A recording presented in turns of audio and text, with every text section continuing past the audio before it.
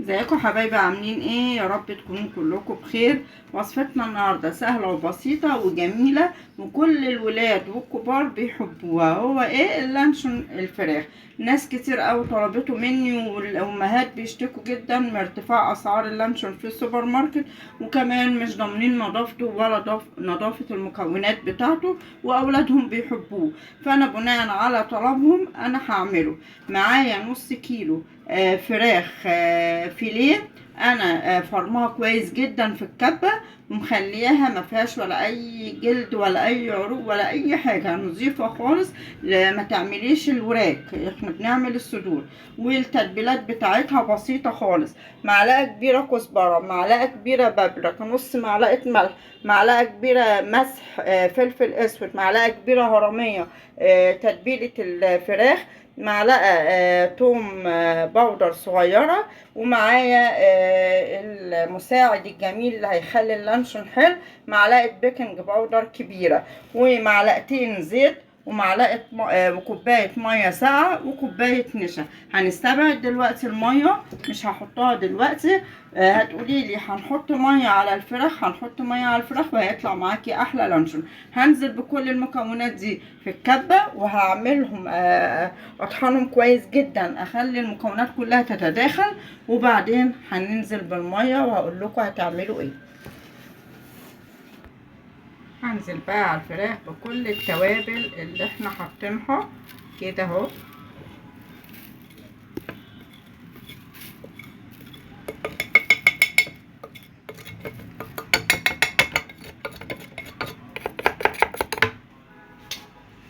وهنزل بالنشا،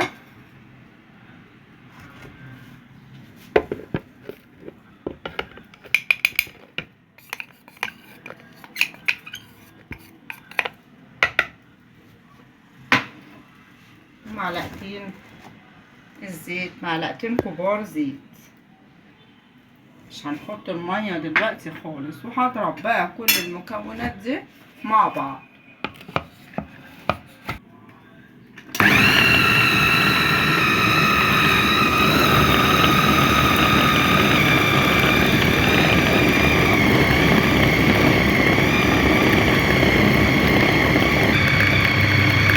خلاص كده هشوف بقى القوام بتاعه.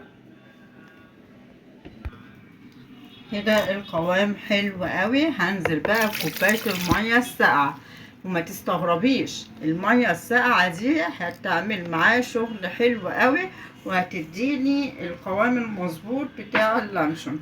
واللون هو هيبقى اغمق من اللانشون اللي في المحلات. ليه؟ لان انا حاطه له بابريكا. المحلات بيبقى فيه بياض شويه، مش مشكله خالص اللون. لو انت عايزاه بقى لونه زي المحلات ما تحطلوش بابريكا، بس انا بقولك البابريكا هتديله طعم احلى بكتير.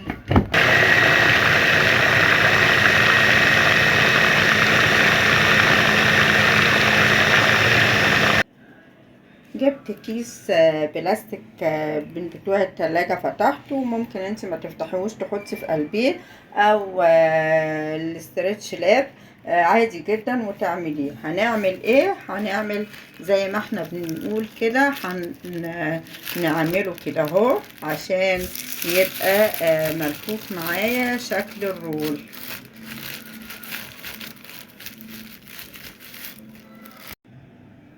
زي ما انتوا شايفين انا لفيته في البلاستيك. انت ممكن تحطيه في كيس تلاجة، كيس حراري، براحتك خالص. وبتعمليه من الاطراف زي البونبونايه وبتعقديه عشان المكونات ما تخرجش معاكي. وجبت ورقه فويل بلفها بقى عليه كده اهو. الفويل ده كده،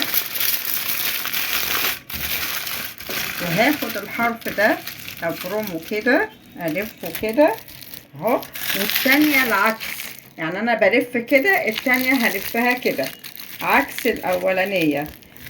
خلاص كده؟ لا، ما خلاص، لسه هنعمل كمان ورقة كمان عشان نبقى ضامنين ان ايه اللانشون بتاعنا ما يتسربلوش ميه. انا مش عايزاه يجيله ميه خالص. هنعملها كده اهو، بس برضو نفس اللفة كده، ابقى ضامنة ان هو مقفول كويس. بصوا اهو، هاخد الخيوط كده الفها كده اهو واقفلها كده، ودي هلفها العكس كده اهو، واروح لفاها قافلاها كده. خلاص الخطوه اللي بعد كده ايه؟ يلا بينا اقول لكم. الميه بقى بتغلي، الميه بتبقى واصله لنصه. بصوا اهو كده، وهقفل عليه يفضل يغلي نص ساعه. بعد نص ساعه هقلبه على الوش التاني. زي ما انتوا شايفين حطيته بقى في التلاجة وطلع زي ما انتوا شايفين كده متماسك جدا وحلو كده. هو خلص اللانشون كده خلص، بس انا بحب اخلي الكفر اللي بره بتاعه كده لونه زي اللانشون في المحلات. لما بتيجي تمسكي الحلقة بتاعت اللانشون بتلاقي حرفها اغمق من الجسم بتاع الحلقة نفسها. فهنعمل ايه عشان نعمل التركاية دي؟ هنجيب اي صينية او هوك عندك ونحط فيه معلقتين 3 زيت، وهننزل نحمر القمر ده نخلي لونه من بره احمر جميل زي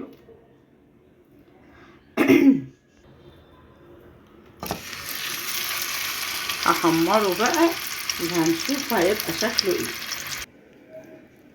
زي ما انتوا شايفين بقى اتحمر وبقى لونه عامل ازاي جميل قوي. طبعا انا هسيبه لما يبرد، اوعوا تقطعيه وهو كده هيتفرفت معاكم وهيبقى وحش. لما يبرد خالص هقطعه بقى معاكم واوريكم الطراوه والطعم الجميل.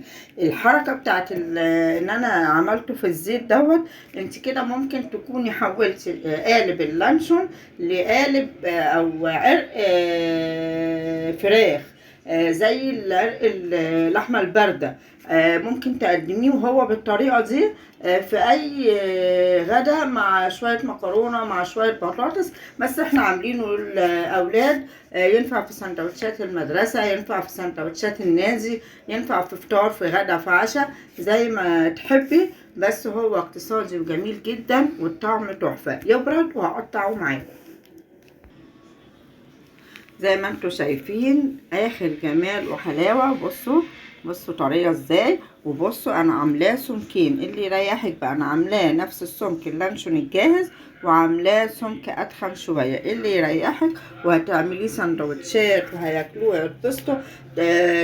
تدلعي لهم بقى السندوتش كده لو هما في البيت، تحط لهم عليه كابوتشي، طماطمايه، زيتونه، اي حاجه كده هيتبسطوا منه جدا جدا جدا. زي ما بقولك هينفعك في الفطار، في الغدا، في العشاء، زي الفل معاكي. وطبعا اللي هيتفرج على الفيديو يقول لي لونه مش زي لون اللانشون الفراخ. طبعا يا حبيبتي لونه مش زي لون لانشون الفراخ، احنا حاطين له تتبيلات ونكهات تحليه وتحلي الطعم. سيبيكي من اللون التاني بيبقى البامبا الفاتح قوي او الابيض المدي على رز شويه كده. لا احنا بتاعنا طعمه احلى كمان من اللانشون الفراخ الجاهز. ما تبصيش للون، بصي للحلاوه والطعامه، وازاي هتوفري وتاكلي ولادك حاجات نظيفه ولا فيها اي حاجه ممكن تجيب لهم امراض وتسبب لهم المرض. بعد الشر على الكل يا رب. يلا بقى يا حبايبي، لو عجبتكم الوصفه تقولوا لي رأيكم ايه، وتقولوا لي كمان تشيروا الفيديو عشان اكبر قاعدة من الناس يستفيدوا منها، وتكتبوا لي كومنت حلو كده. يلا نصلي بقى مع بعض على الرسول. حبيبي يا رسول الله، اللهم صل وسلم عليك يا حبيبي يا رسول الله، صلاة كبيرة دائما ابدا. بصوا بقى، انا عايزاكم تكتبوا لي كومنتات علشان خاطر اعرف الطريقه عجبتكم ولا ما عجبتكوش، عشان لو عجبتكم هعمل لكم اللانشون اللي باللحمه. يلا نقول بقى ايه، باي باي.